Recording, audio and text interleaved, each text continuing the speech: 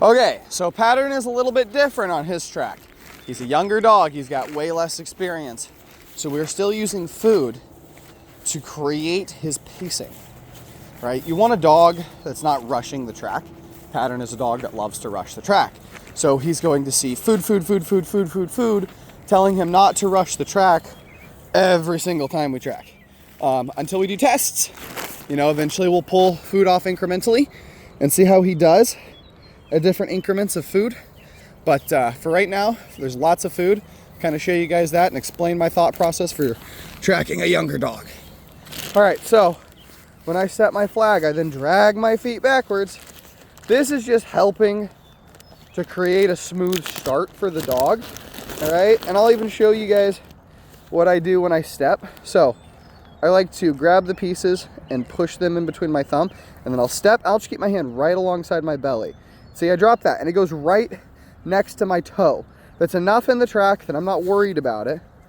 Okay, see that? Right by my heel on that one.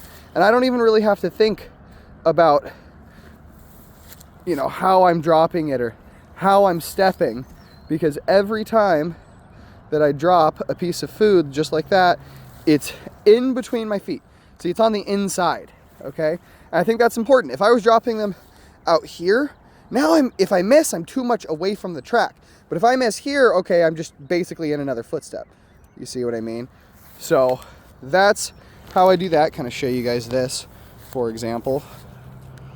Oh, screwed that one up. And screwed that one up. Feel this a little bit better. Boom, good.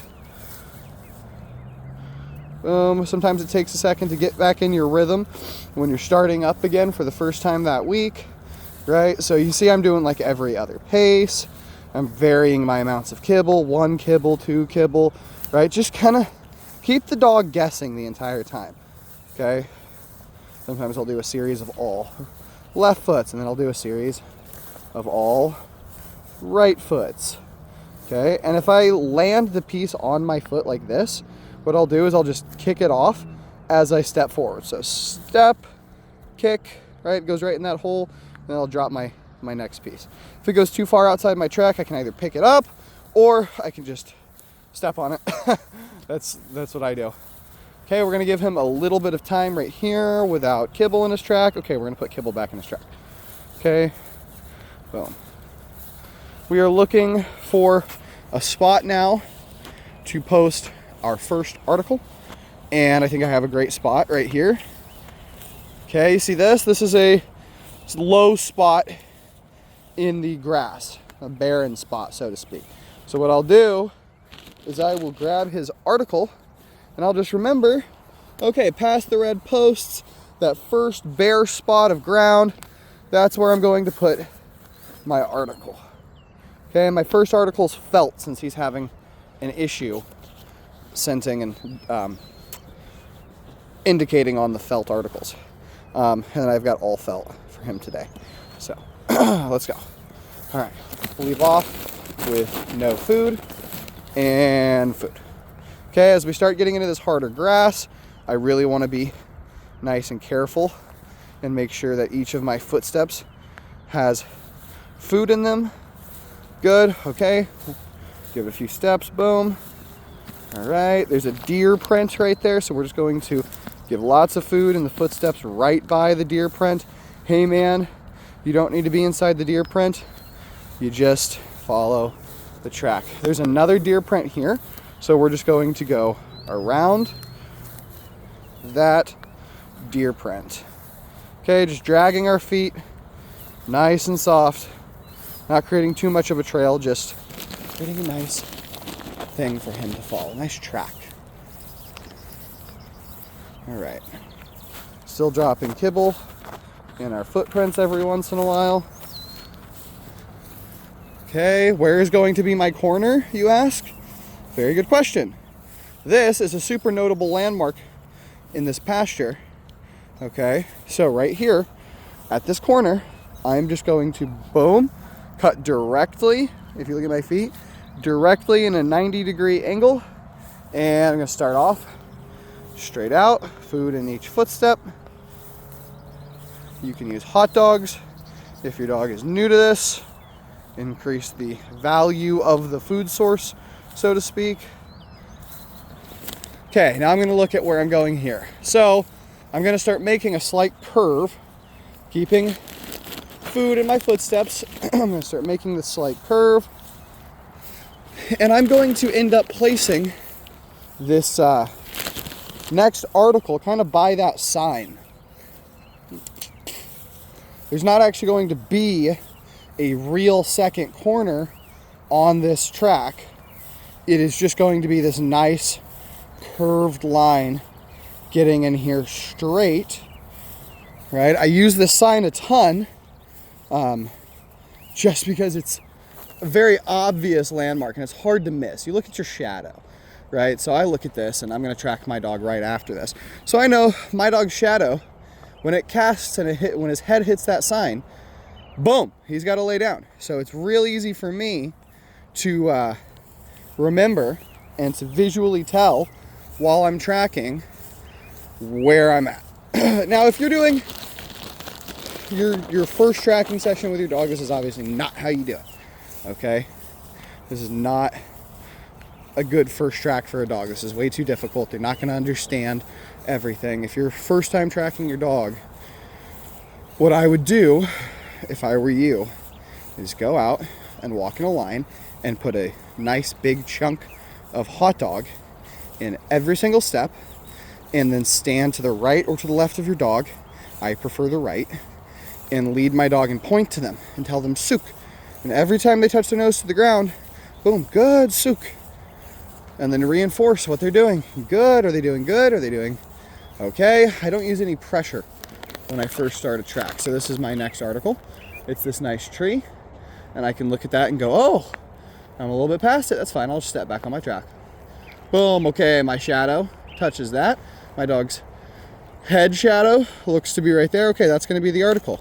All right, now looking down, boom, we can continue forward. And then I always put food right after my article because I want the dog to slow down. I want a good start off of the article. It's nice and slow.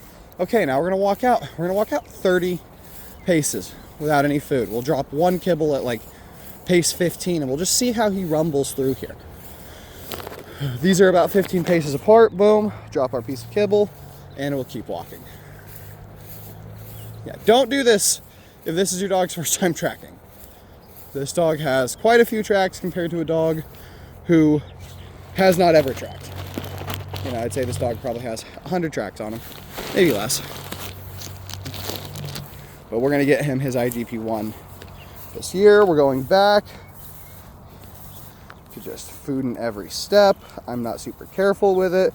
The dog understands, so to speak, what the assignment is. Good. There, okay, leave off the kibble for a little while. We're gonna turn at that knoll right there that you can see. Food getting put in steps. Okay. We're kind of close by this fence to our right, but I'm not super concerned about it. Okay, we're crossing that deer trail. And we've got a really nice natural left turn right here as the plane of the grass descends a little bit. So boom, and I'm not gonna put any food here. Food's just gonna stop on that foot. Next footstep, okay, then I'm gonna make my right, or my left turn rather, and we're gonna make a left turn and we're gonna walk out. And then after a few paces, we're gonna put food back in the step.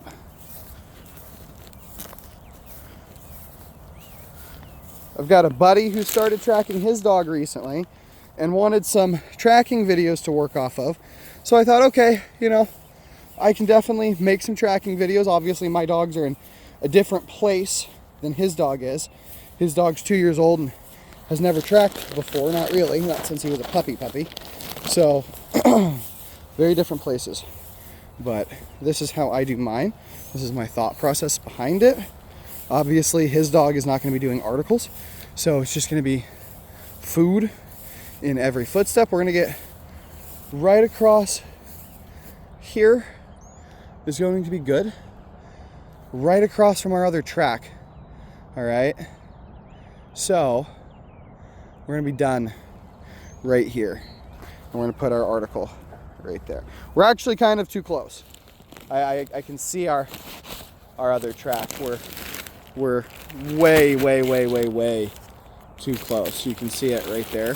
So I am going to have to be very careful with Marv on that corner. Very careful. Oh, that sucks. I didn't realize we only had this much of the field. I didn't realize I turned that much on my last track. But that's okay. We'll stick a flag right here.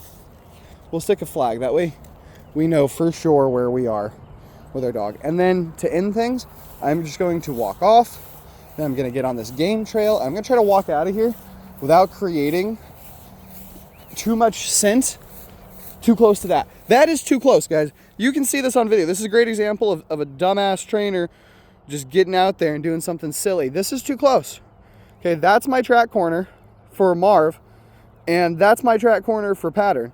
That is like 15 feet away. That is, don't do that. That's dumb. That's dumb. Don't do that.